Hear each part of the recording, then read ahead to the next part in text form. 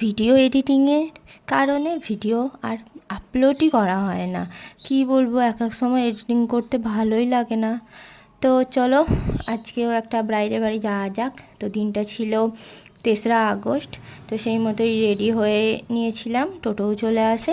এই যে ঈশিতার পিছনে লাগতে আমার এত ভালো লাগে এই সময় কি বলবো। তারপর ঈশিতার পেছনে লাগতে লাগতে টোটোতে উঠে পড়ি, টোটো ছেড়ে দেয় আর আমরা ব্রাইডের বাড়ি গিয়ে পৌঁছেও যাই। ব্রাইডের বাড়ির দূরত্ব ছিল ওই আধা ঘন্টা মতন। তারপরে এখানে ঈশিতা হেল্প করে সব কিছু নামাতে। তারপরে আস্তে আস্তে আমরা ব্রাইডের বাড়িতে এন্ট্রি করি। তারপরে ব্রাইডকে গিয়ে বলি, ও ব্রাইড তুমি কোথায় গো, আমি এসে গেছি, তুমি বেরিয়ে পড়ো। আর এই যে আমার মিষ্টি ব্রাইড বেরিয়ে পড়লো, খুব মিষ্টি ছিল। তারপরে একটু কিছু কাজ করছিল, হয়তো বসতে একটু দেরি হবে, সেই জন্য আমি আর ঈশিতা ওয়েট করছিলাম। তারপরে ব্রাইড এসে বলল অন্য বাড়িতে সাজগোজ হবে, তাহলে ওই বাড়িতে চলো। তারপরে ওই বাড়িতেই যাই, গিয়ে আমাদের সেট আপ সব রেডি করে ব্রাইডের জন্য অপেক্ষা করি।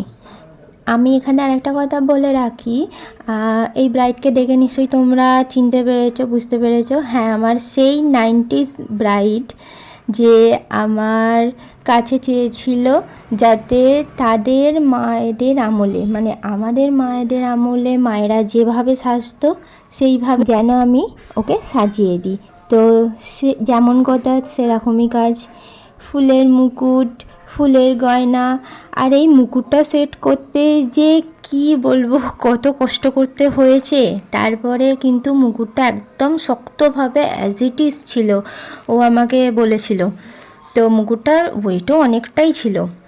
তো আমার এই ব্রাইডকে কেমন লাগছে তোমরা এর আগেও জানিয়েছো, আমি রিকোয়েস্ট করব তোমাদের কাছে আবার জানিও যে এই সাজটা তোমাদের কেমন লাগলো। আর তোমরাও যদি নিজেদের স্পেশাল দিনটাতে এইভাবে সাজতে চাও, তাহলে এই স্মৃতি মেকওভারকে বুক করতে পারো, একদম তোমাদের মনের মতন করে সাজিয়ে দিয়ে আসবো।